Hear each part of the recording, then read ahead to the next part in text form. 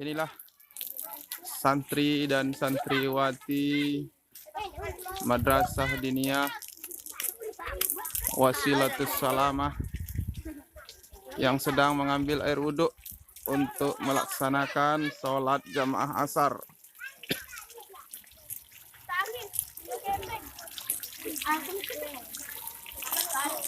Semua anak-anak didik kami harus sholat wajib. Bagi yang tidak sholat akan kena hukuman.